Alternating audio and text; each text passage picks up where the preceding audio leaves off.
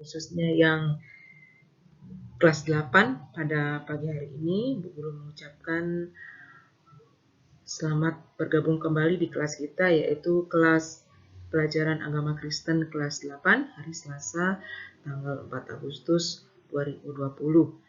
Bu Guru berharap kalian tetap dalam keadaan sehat dan bersemangat belajar supaya apa yang kita terima pada pagi hari ini menjadi sesuatu yang bermakna dalam kehidupan kita.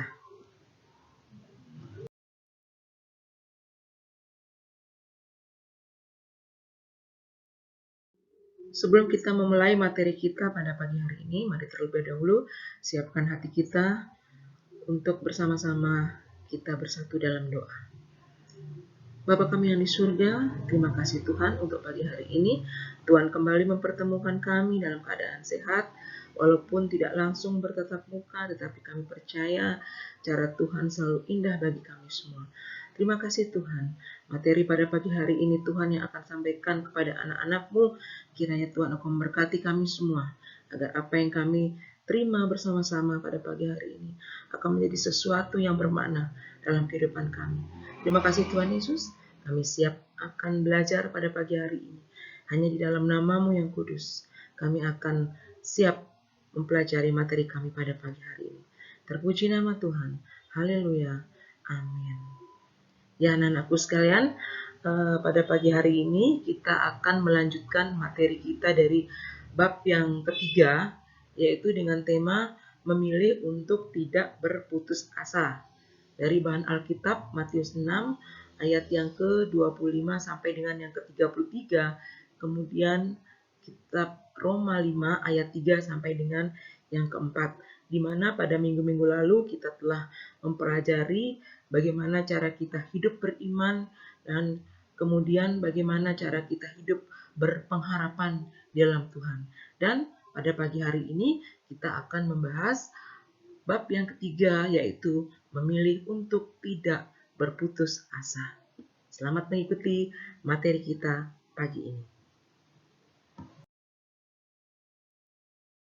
Tujuan pembelajaran pada pagi hari ini adalah mengapa kita tidak harus memilih untuk berputus asa. Yang pertama, siswa dapat menjelaskan arti berputus asa dan bedanya dengan berpengharapan. Kemudian, siswa dapat menjelaskan apa pesan Tuhan Yesus tentang khawatir dan putus asa. Kemudian yang ketiga, siswa dapat menjelaskan mengapa selaku anak Tuhan kita tidak boleh berputus asa. Kemudian, siswa dapat mulai mempraktikkan hidup tidak khawatir dan tidak berputus asa. Materi kita akan dimulai dengan yang pertama, yaitu pendahuluan, kemudian yang kedua kepada pembahasan mengapa harus khawatir dan putus asa, dan yang ketiga adalah penutup. Pernahkah kamu mengalami keadaan yang begitu sulitnya sehingga kamu memilih untuk melupakannya dengan tidak memikirkan hal itu? Akan tetapi malah menyibukkan diri dengan hal lain, sehingga memiliki alasan untuk tidak mencari penyelesaian dari keadaan sulit itu. Ini yang disebut dengan melarikan diri. Para ahli menemukan bahwa ada dua cara yang dilakukan orang saat menghadapi kesulitan, yaitu fight atau flight. Fight artinya mengerahkan tenaga dan daya semaksimal mungkin agar kesulitan itu dapat diatasi. Sebaliknya, flight artinya lari meninggalkan kondisi atau hal yang sulit itu karena memang tidak mendapatkan atau tidak mau cara untuk mengatasinya. Ya, jadi dua yang harus kita ketahui yaitu fight dan flight. Yang fight adalah mengerahkan seluruh tenaga kita. Kemudian yang flight, melarikan diri dari masalah kita. Yang Bu Guru tanyakan tadi dari materi ini adalah, apakah kalian pernah mengalami hal-hal yang seperti itu? Kepada pembahasan materi kita, yaitu mengapa harus khawatir dan putus asa dari apa yang kita alami. Mungkin putus asanya tidak terlalu berat, Ya, mungkin ringan-ringan saja yang pernah kita alami dalam kehidupan kita. Akan tapi, kalau dari yang kecil-kecil atau yang ringan-ringan tidak bisa kita atasi, bagaimana kita akan mengatasi hal-hal yang lebih berat lagi yang akan kita alami ke depannya. Pembahasan yang kedua pada pagi hari ini adalah mengapa harus khawatir dan putus asa. Di sini sangat jelas pertanyaannya, apa sih yang harus kita khawatirkan dalam kehidupan kita dan apa sih yang membuat kita putus asa dalam kehidupan kita? Ya. Dalam KBBI atau Kamus Besar Bahasa Indonesia, putus asa dianggap sama artinya dengan putus harapan, yaitu keadaan di mana seseorang tidak memiliki harapan. Suatu pesan yang indah tentang bagaimana menghadapi hidup disampaikan oleh Tuhan Yesus seperti yang diceritakan di dalam Injil Matius 6 ayat 25 sampai dengan yang ke-34.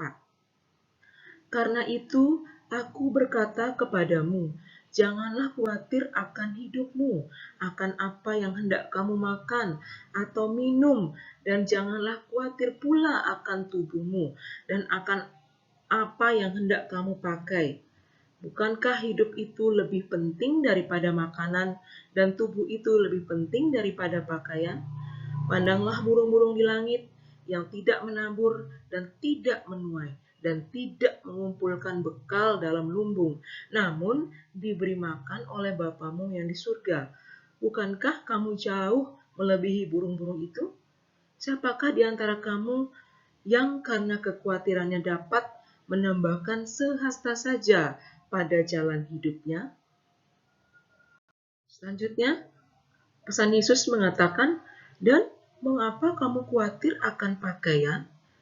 Perhatikan bunga bakung di ladang yang tumbuh tanpa bekerja dan tanpa memintal.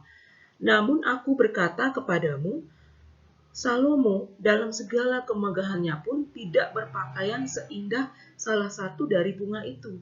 Jadi, jika demikian Allah mendandani rumput di ladang, yang hari ini ada dan besok dibuang ke dalam api. Tidakkah ia akan terlebih mendandani kamu, hai orang yang kurang percaya? Sebab itu, janganlah kamu khawatir dan berkata, apakah yang akan kami makan? Semua itu dicari bangsa-bangsa yang tidak mengenal Allah. Akan tetapi, Bapamu yang di surga itu tahu bahwa kamu memerlukan semuanya itu. Tetapi, carilah dahulu kerajaan Allah dan kebenarannya, maka semuanya itu akan ditambahkannya kepadamu. Sebab itu, janganlah kamu khawatir akan hari besok, karena hari besok mempunyai kesusahannya sendiri. Kesusahan sehari cukuplah untuk sehari. Ya, sangat jelas dikatakan oleh Tuhan Yesus pada perkataan firman-Nya. Untuk apa kita khawatir tentang hidup kita? Karena Allah berdaulat mengatur segala-galanya dengan baik. Ya, paling sedikit ada 3 pesan yang disampaikan oleh Tuhan Yesus dalam kitab tersebut. Kitab yang sudah kita baca bersama-sama tadi. Yang pertama, bahwa kita tidak perlu khawatir untuk makan, minum, dan pakaian sebagai hal yang penting dalam hidup ini. Jadi dalam arti tidak perlu khawatir untuk makan, minum, dan pakaian, karena itu adalah bukan hal yang penting untuk kita jalan dalam kehidupan kita. Walaupun sementara ya memang kita butuh, tetapi itu bukan hal yang utama, karena Tuhan sudah menyediakannya bagi kita. Jadi tidak ada yang perlu dikhawatirkan. Kita tidak akan kelaparan, kita tidak akan kehausan, dan tidak mungkin kita akan telanjang, karena Tuhan sudah menyiapkan segala sesuatunya bagi kita. Kemudian yang kedua, bahwa yang terutama dalam menjalani kehidupan ini adalah mencari kerajaan Allah dan kebenarannya. Artinya, ketika kita mengutamakan untuk mengenal karya-karya Allah, janji-janji Allah, maka kita akan terpesona terhadap Allah yang sungguh mengasihi anak-anaknya, ya. Bahwa yang terutama dalam menjalani kehidupan ini adalah mencari kerajaan Allah dan kebenarannya. Maksudnya apa? Mencari kerajaan Allah dan kebenarannya. Mencari kerajaan Allah dan kebenarannya adalah mengenal lebih dekat Allah dalam kehidupan kita. Siapa sih Allah yang kita sembah? Apa sih yang sudah diperbuat dalam kehidupan kita? Apa saja bukti dari kasih-Nya yang sudah diberikannya kepada kita? Semakin kita ingin tahu, semakin kita ingin dekat dengan Allah, maka itu artinya kita merasa atau kita akan dekat dengan kerajaan Allah dan mencari kebenaran-kebenaran yang Allah telah tunjukkan kepada kita melalui kebenaran firman-Nya. Kemudian yang ketiga, jangan mengkhawatirkan akan keadaan hari esok, karena Allah sendiri yang menjadi penolong dalam hidup kita. Jadi jangan pernah khawatir untuk hari esok. Hari ini ya hari ini, besok ya besok. Karena Allah sendiri yang menjadi penolong dalam hidup kita. Jadi tidak ada yang perlu dikhawatirkan ya dengan apa yang akan terjadi dalam kehidupan kita. Karena Allah sebagai sumber pertolongan dalam kehidupan kita. Ya, begitupun juga yang tertulis dalam kitab Mazmur 146 ayat yang ke-5. Berbahagialah orang yang mempunyai Allah Yakub sebagai penolong yang harapannya pada Tuhan Allahnya. Bila kita mengandalkan pertolongan Allah Bapa, segalanya akan terpenuhi dengan ketentuan.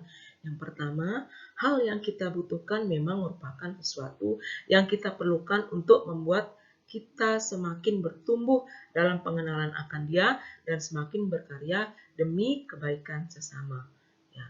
Kemudian yang kedua, jawaban Allah tidak secepat yang kita harapkan, tapi tetap datang pada waktu yang tepat menurut Allah, bukan menurut kita. Yang ketiga, harus tetap gigih memohon dan terus berharap kepadanya, karena Tuhan Yesuslah yang mengatakannya sesuai dalam kitab Matius 7 ayat yang ke-7 sampai dengan yang ke-8. Jadi bila kita mengandalkan pertolongan Allah Bapa, segalanya akan terpenuhi asal kita melakukan hal-hal yang sudah Bu Guru sebutkan tadi. Ada 3 hal yang sudah Bu Guru sebutkan. Yang pertama, hal yang kita butuhkan memang merupakan sesuatu yang kita perlukan untuk membuat kita semakin bertumbuh dalam pengenalan akan Dia dan semakin berkarya dalam kebaikan sesama. Dan yang kedua, jawaban Allah tidak secepat yang kita harapkan, karena Allah punya waktunya sendiri yang tepat untuk menjawab apa yang menjadi pergumulan kita. Kemudian yang ketiga, harus tetap gigih memohon. Gigih memohon artinya bukan karena nafsu kita, tetapi karena memang kita betul-betul berharap kepadanya. Ya, karena Tuhan sendiri yang mengarahkan kita dan menganjurkan kita dan menasehatkan kita agar tetap datang kepada Dia. Ya, bukan pada waktu kita ingin sesuatu kita datang kepada orang pintar, kemudian datang kepada dukun, kepada orang yang kita anggap lebih pandai daripada kita, ya tentu hal itu akan mengecewakan kita. Akan tetapi ketika kita gigih memohon dan berharap terus kepada Allah, maka Allah yang akan memberikannya kepada kita dan pasti tidak akan mengecewakan, karena janji Allah ya dan amin.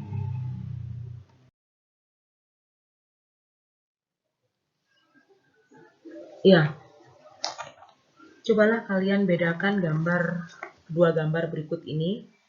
Yang satu gambarnya orang duduk, ya, orang duduk kemudian pegang kepala, lemah lumlah dan lesu, tidak ada harapan.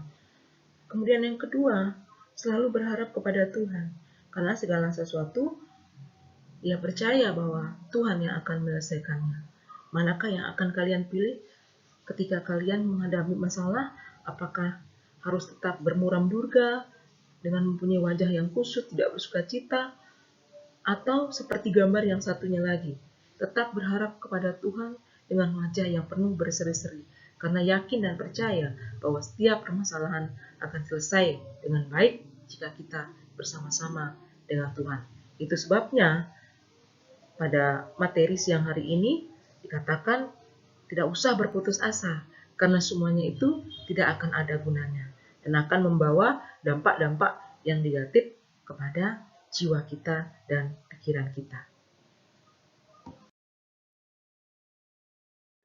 Jadi, kepada kita semua, putus asa adalah hal yang harus dihindari. Hidup di dalam Tuhan yang Maha Pengasih dan Maha Pemurah adalah hidup yang membawa kita kepada kelimpahan. Dan hendaknya ini yang kita pilih, yaitu dengan taat kepadanya dan mengasihinya dengan sungguh-sungguh. Jika kita memilih hidup bersama-sama dengan Tuhan, tidak ada lagi waktu untuk berputus asa, karena hanya Allah lah yang memenuhi segala keperluan kita secara jasmani maupun secara rohani. Nah, itu saja yang dapat Bu Guru sampaikan pada pagi hari ini. Mari tetap semangat belajar, jangan gampang berputus asa, dan tetap berharap kepada Tuhan. Apapun permasalahanmu, serahkan semuanya kepada Tuhan, karena hanya Tuhan yang mampu menyelesaikan setiap pergumulan dalam kehidupan kita. Mari kita berdoa. Bapa di surga, terima kasih buat pagi hari ini Tuhan. Kami sudah belajar supaya kami tidak berputus asa dan tidak khawatir untuk kehidupan kami lebih lanjut. Karena kami percaya Engkau adalah penolong yang setia, penolong yang ajaib dalam kehidupan kami. Terima kasih Tuhan Yesus, berkati kami semua pada pagi hari ini, berikan kami kekuatan dan kesehatan, agar kami tetap semangat dalam belajar dan mengerti akan kebenaran firman-Mu. Terima kasih Tuhan Yesus, hanya di dalam nama-Mu yang Maha Kudus, kami berdoa dan mengucap syukur. Haleluya. Amin. Shalom. Selamat siang. Tuhan Yesus memberkati. Salam sehat buat kita semua.